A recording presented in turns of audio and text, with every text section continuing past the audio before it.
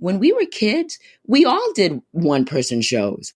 We had no fears. And then something happens along the way as we grew up where we're like, oh, we can't do that. Hey, I'm Juliette Jeffers, and you are entering A World Gone Good.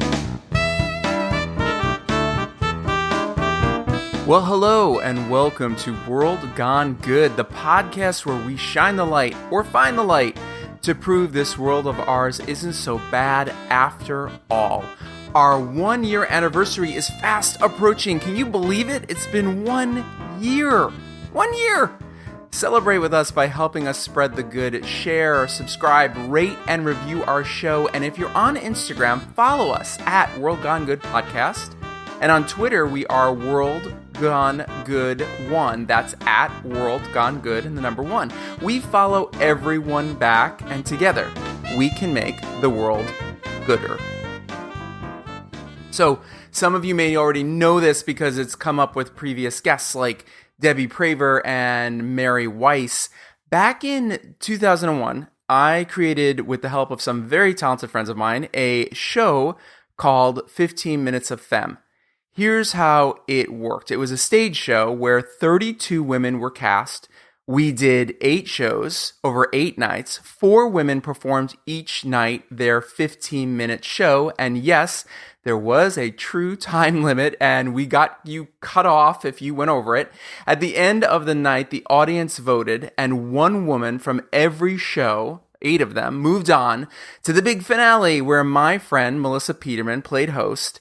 And these 8 wonderful women performed these 10-minute versions, shorter versions of their 15-minute shows. A lot of numbers, a lot of math going on for an audience filled with casting directors, producers, directors, industry folks, and of course their friends. I always make sure to have your friends there because you want to make sure that you get, good big laughs. At the end of that night, the final winner was chosen. Oh, and FYI, this was before American Idol ever happened, so you can thank me for that. That's a big haha. The final winner went on to meetings with casting people, producers, directors, all sorts of industry folk that I set them up with. And it was a really, really incredible time. We did this show, this festival of creativity. We did it 6 times with all women, and 1 time we did a guy version that I named 15 Minutes of Him. Gotta include the boys, right? I met so many incredibly talented, smart, funny, brilliant women along the way who all had something to say and just needed somebody to give them the outlet to say it. And that's what we did. Many of these wonderful people have remained good friends in my life. Juliette Jeffers is one of those wonderful people. She is the definition of a working actor. She has been on everything from The Fresh Prince of Bel-Air to Martin to ER to Grey's Anatomy. She has taken her passion for writing and performing next level with multiple one-woman shows. Wait, we're supposed to say something. I think I'm screwing this up. One-person shows? Is that what I'm supposed to say? Okay, one-person shows of her own. And for Juliette, it's about the play, the fun of it. This is her good story. It seems that if I had a crystal ball or maybe a time machine time machine, I could go back and be like, all right, all you women of 15 Minutes of Femme, in 18 years from now, you're 19 years from now, you're going to have to do a podcast with me. And you'd all be like, what's a podcast? I'll be like, I'll tell you in 2 decades. Yes. It's crazy. You're one of my 15 Minutes of Femme ladies. I am. It's so crazy that all this time has gone by and that we're still in touch, because here in Hollywood, sometimes relationships don't last so long. Right. How did we meet? So, well, I didn't remember how I heard about the 15 Minutes of Femme audition, but I heard about it and I came in. It was this little studio right on, I want to say, like off of La Brea and Franklin, like Perfect. Right? That was it, right? And this little room, and I auditioned and I did a little bit of my Tio Pablo. I did a little bit of my West Indian grandmother, and that was like the beginnings of my first one woman show. And you guys loved it, thank God. And I got in, and when I tell you that experience, first of all, I'm like so grateful for you and just the fact that you provided that opportunity for so many female performers to have a platform to do our thing. And for me personally, it was the beginning of, because now I have five one woman shows, and Batman and Robin was the first. And I only had 15 minutes of it. You know what I mean? And so since then, I, of course, developed it into a full length show. And oh my goodness, so much has happened since then. So I thank you. You're definitely one of the people that were there for me in the beginning of this whole journey. Oh my God, I thank you, and I thank all of the 200 plus other women who just, I mean, more than that, who came and auditioned. So Batman and Robin in the Boogie Down. Did I remember that right? Yeah, you got it. Where's the title come from? So, my brother and I, when we were kids, of course, we watched Batman and Robin on TV, and then we decided to play Batman and Robin. That was one of the many games that we played. And, this is back then where we made up games. There's no, like, you know what I mean? Like, it's just like you get creative and you just make up a game. And so he was Batman and I was Robin. And so my brother unfortunately passed away back in 96. And as I was thinking about what my first one woman show was going to be about, it was sort of obvious that, yeah, I want to pay tribute to him. And, um, and so that's where the title came from. So that was like our game. That was our thing. Who was Batman and who was Robin? He was Batman. He was my older brother, and and even though I wanted to be Batman, but he won, so he got Batman, and I got the sidekick.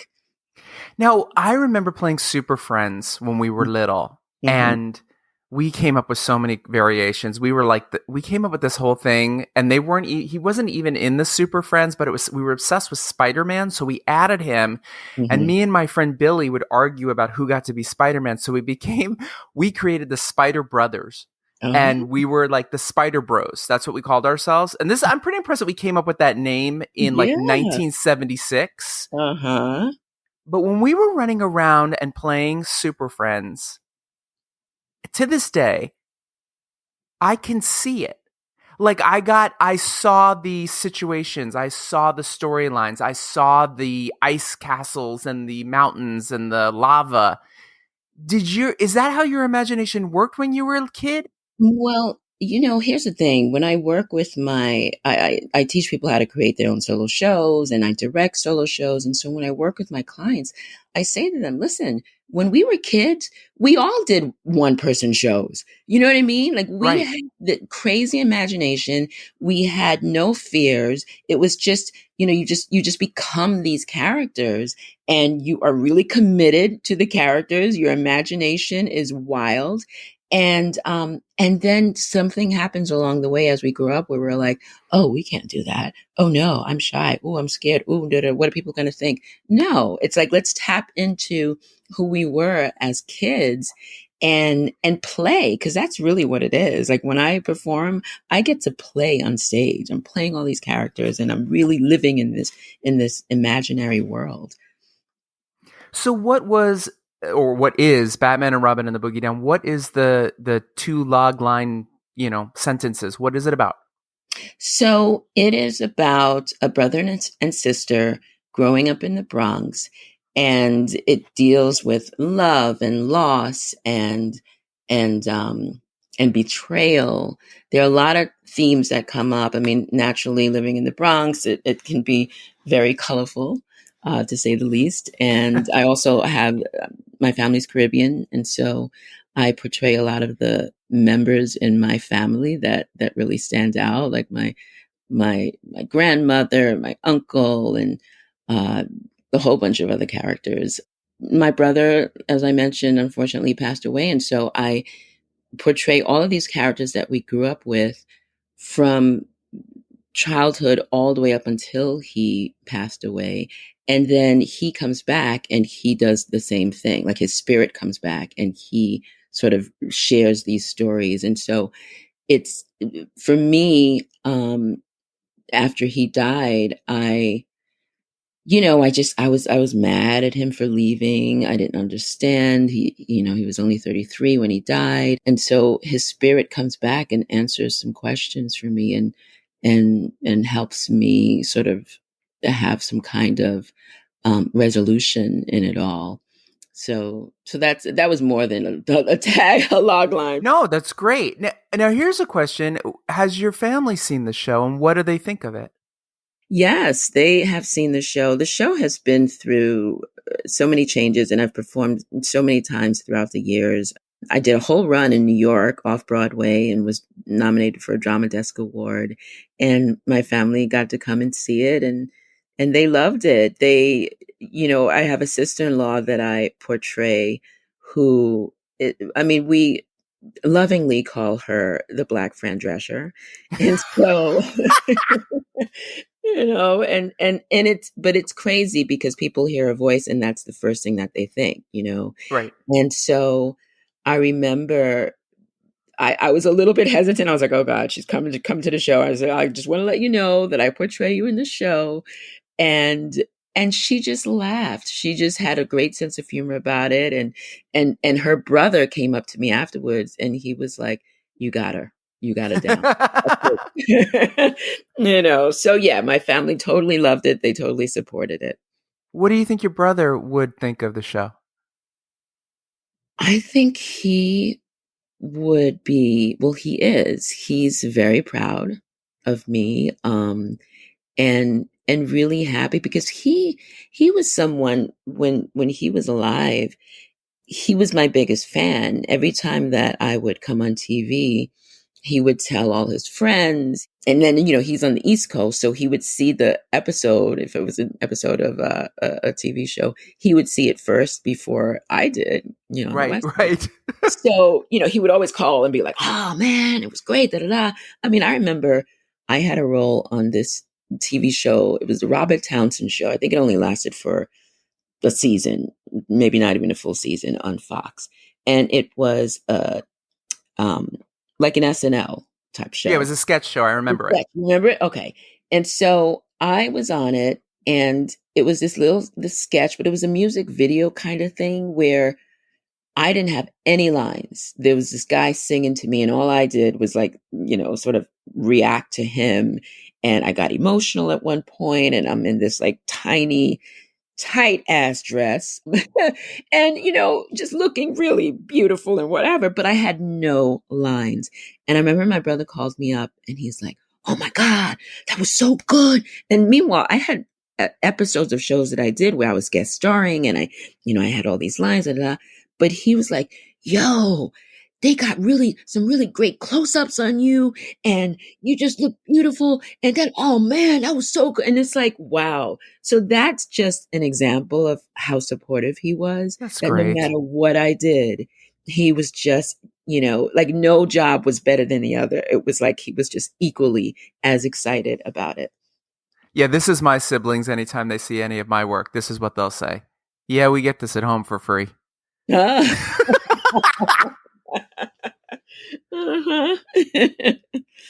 Now, during the pandemic, you, like many people, I'm imagining, like many of my actor friends, like many of my writer friends, like many of my entertainment friends, sort of probably had to be like, well, now what? And when will life ever allow me back in front of an audience? But you did something really interesting, which is you took your one-person show background and created a festival of sorts? So the Whitefire Theater in Sherman Oaks, Brian Rasmussen, he came to me and asked me if I would be interested in curating a solo show festival called Black Voices. And yes, this was during the pandemic and all the craziness that was happening last So year. let me stop you because I have a question. When Hmm. he asked you that, were you like, yeah, that's not going to work because we can't be live, or were you like, yeah, I'm up for this? What's the next evolution, elevation? You know what I mean? Yeah, yeah. I no, I was totally game because I had just performed one of my shows at this theater and it was virtual. So I saw how it could work. You know, they live streamed and it was very successful and they have great you know, the quality over there is really good because they had been live streaming before that, before the pandemic. And so they already had that whole world down packed. So yeah, so it was an easy shift to do that. And I think that by the time, because let's say, you know, everything locked down in March. And so this festival was in September. And so by September, so many artists were like craving some kind of, you know, creative outlet, right? And we set it up where it was pretty safe. There were only 3 to 4 people in the whole building at a time, and everyone wore their masks. Of course, when the performer was on stage, they didn't wear their mask, but it was a safe environment. Nobody ever felt uncomfortable, and thank God, no one ever got sick from it, or you know, it was very safe, and it was amazing. I mean, it was just. I mean, we had about 30 performers that participated, and the great thing about virtual and doing it live stream was that anybody in the world could see it. So it really just opened up so many more possibilities for a lot of performers. So you became me because you had about 30 performers that you had to deal with. Yeah. And how did you choose who got a space? First of all, there were a lot of actors that I already knew. And so I just asked them, would they be interested? I knew their work. And so there was that. And then others that I didn't know, they had to submit. So they submitted, I looked at their work, and then decided who we wanted to be a part of the festival. What surprises came your way that you were thinking you were prepared for when taking on this kind of thing? Because this didn't all happen in one day. This happened over several weeks. Yeah, you mean the festival?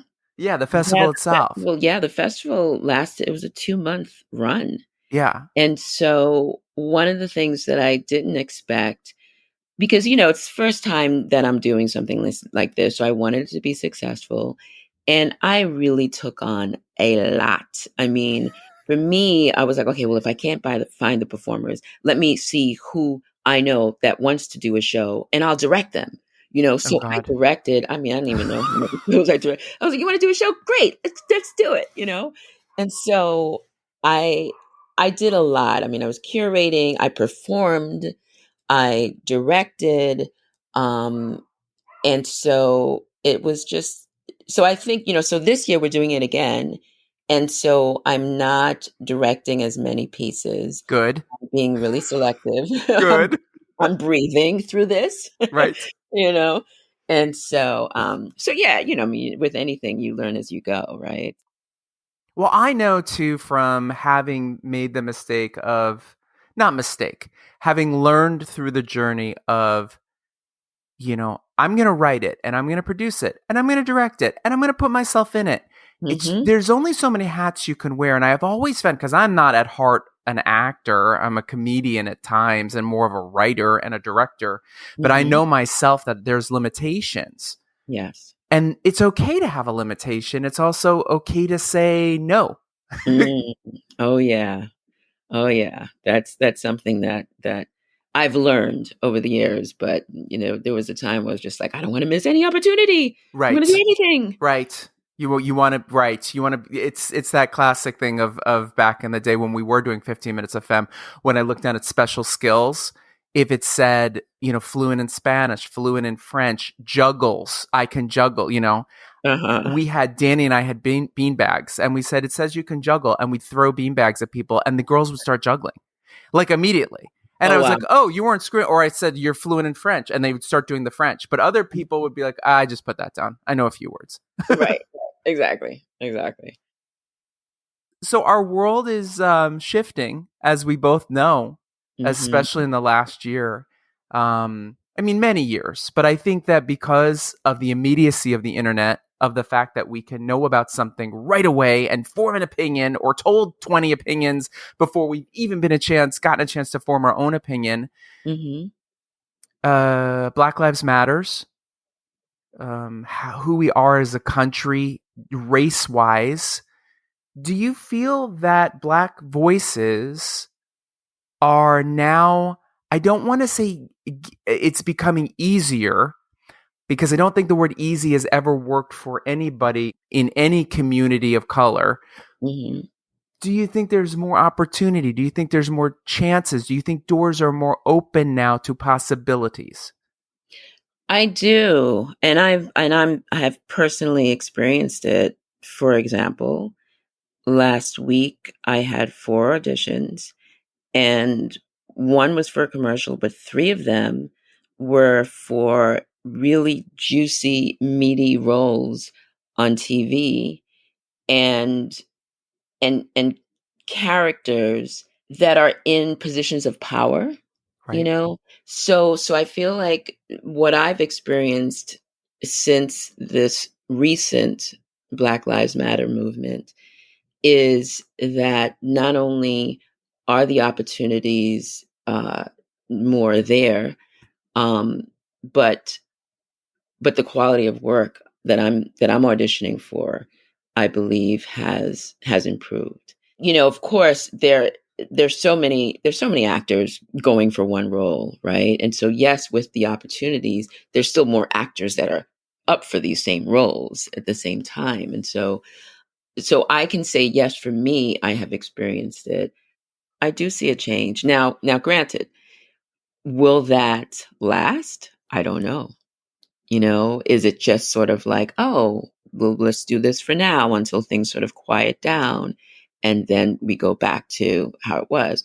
I don't know. I'm thinking positively that a major shift has happened and that we will continue to go in this direction of true inclusivity. Now you are on at the time right now, and this will go up. Our show we're recording right now will go up in about 3 or 4 weeks. But right now, you're on the number 3 movie on Netflix called The Aftermath. It's called It's called Aftermath. Aftermath. There's no the. Yeah. It's like There's Batman. There's no the Batman. It's Batman. right, It's right. called Aftermath. It's about a math teacher after school. After no, it is not. I just think it's crazy that it's number 3 on Netflix. Like, that's pretty awesome. And this is a film that I shot 2 years ago. Wow. It's starring Sean Ashmore and Ashley Greene. Iceman. He's Iceman. I know who he is. Go ahead. Yeah. I know superheroes. Yeah. And so I play their therapist, their couples therapist. And I have 3 scenes. And of course, I went to the premiere last week and I was sort of like, I knew. So here's the thing. One of my scenes, part of it is in the trailer. Right. And so I was like, okay, at least that scene's in, you know, but like I went to the premiere and I was just like crossing my fingers that all of my scenes would still be in. And thank God they're all in there. And it was just really a great opportunity to work with them. But you know, when you do a film, you have no idea how it's going to do. You have no idea if it's going to come out, if, you know, if they're going to get a distributor, if, you know, and so for it to be on Netflix and to be doing really well, I'm really, really excited about that. Was it made for Netflix or was just made as a movie with the intent of getting distribution at some point? Exactly. The second one. Okay. Yeah, they had no idea at that point where it was going to go. So yeah, Netflix is a pretty good place to be. So take people through just a process here for a minute. When you're playing a therapist, because we can all say, Mhm. oh, I can play a therapist. I sit in a chair Yeah. and I get a pair of glasses and there's probably a pillow and a shawl around me. And Uh-huh. I ask very pointed questions and I nod a lot. But when you're given a script, how much information about that person? I mean, down to like when I direct, sometimes I say, you've worked with me. I don't know if I did this when you and I were together, but sometimes when I Mhm. direct, I'll say to somebody, what was your morning like? What was the traffic like? Did you Mm. shower, take a bath? Did you even bathe today? What was missing from the cabinet that you were pissed off because your boyfriend that I didn't write into the script, forgot to get you more of, and you didn't get that for breakfast. Those little things. Was Hmm. that in the script for you? And if not, do you take the time to create all that in your head, or what's your process? Well, I feel like so many times when, it's a role like this where it's not one of the major roles, it's not the starring role, then it's you don't have all of that. So you have to make that all up for yourself, right? And so for me, even starting with just the audition alone, I mean, obviously I put more work into something once I book the role, but even with the audition, sometimes what I do if I have an audition, I as soon as I get the role, the audition, I step into that character's world. So I do think about the things that you mentioned. I think about um, how my character would walk through, even in my apartment building, how my character would walk through this apartment, my home, right? How does she brush her teeth? How does she shower? What kind of cologne does she wear? Um, I get into like those Sure. details and specifically, you know, just acting 101 with the moment before of like what's happening before these two people come into my office. Right. So so yeah, so I do think about all of that. And one of the things that I did was I channeled a friend of mine in terms of creating this character. I have a friend who when she talks to you, it's as if you are in a therapy session. Didn't you just all of a sudden feel relaxed, Steve, when I was talking like Yeah, that? I felt so much Like better. that's right, right, right. So I totally channeled her. I don't even think I even told her that yet, but I totally channeled her in this character because I just figured, that I mean, you want you want someone when you go in to see a therapist, you want someone that is compassionate and that feels like they're taking their time with you and really listening to you.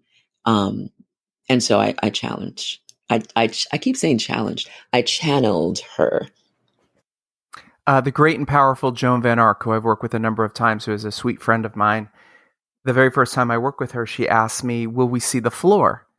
And I said, "Actually, no, we won't." Because I just the way we're doing it, everything. I said, "No, you're seated." She said, "Great." So she had all these, I'm giving away her secrets. She had a bag of shoes and she put out all these different shoes on the floor. And then she did, like, I watched her do this thing with her eyes. We did the whole day together. It was a long shoot. And we were done. And I said, what's with the shoes? And she said, those are each of moments of her life. And she was explaining, and she took all this time because she was playing a character. She was playing Annette Champagne in the future. And I created young Annette Champagne that Stacy played. And then Hmm. she was playing adult, 70 something Annette. She said, this is her lifetime. She goes, these are her shoes through her life. That's this, that's the divorce, and I'm like, holy shit. And she Wow. said, it's very triggering for me because when I have to, she goes, I can glance down and go, yep, I have to be right there. I'm so that's thank you so much for sharing that. I'm so fascinated by triggers. I remember I did this. I had this trigger, and it was a physical thing that I would do. I didn't even plan it. I just found myself doing it, and then every time I did it, it put me where I needed to be. This is before I performed Batman and Robin. When I was doing the run in New York, every single performance beforehand, I would do this thing. Okay, you can't see what I'm doing, but if just picture if you take your right hand and you have your palm up and you put all your fingers together and then you sort of like move them around, like that that gesture for money that people do. Yeah, yeah, yeah.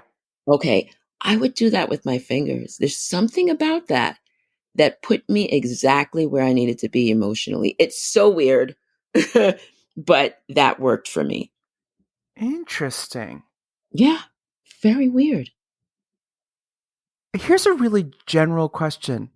What is good about performing? What is good about being an actor? Mm.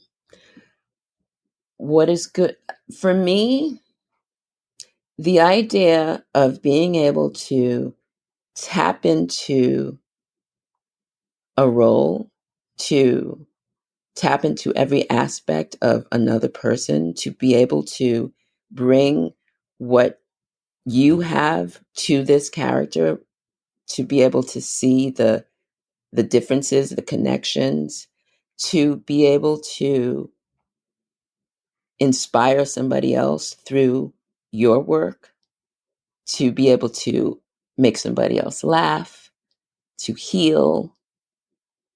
That for me is, those are just a few of the reasons why I am an actor. It brings me joy to be able to live in another realm, and by doing that to inspire. We end these shows with 3 questions. Don't panic. You know all the answers. Question number 1 is super easy. We start with the easiest question. Where do people find you? You can find me on all social media at Juliette Jeffers, and that's 2 T's and an E for Juliette. And I also have a website, so myname.com. The last 2 questions can go back to anything we've already talked about or anything you feel you want to talk about and say. Here's the question number 1, and you just hit upon it at the end of what you just said, which is, who inspires you? My mother. My mother inspires me because she came to this country. She's from the West Indies via England. She came to this country and she was a pioneer. She was the first person out of all her 12 siblings to come to the States. And then she ended up sending for them. And then our house became like an Ellis Island of the Bronx, where everyone, all of her siblings, and even some cousins who came to the United States from the Caribbean, they came to our house first, and then they sort of made their way. So that, for that and many more reasons, she inspires me. And the final question can go back to anything we've talked about or anything you want to say. And if you want to sing it, only sing a few lines because I can't afford to pay for it. Tell me something good. Tell me something good. Mm-hmm. Okay. Life is about seeing the good. Life is about laughter. Life is about connections with friends and family. And life is about being grateful.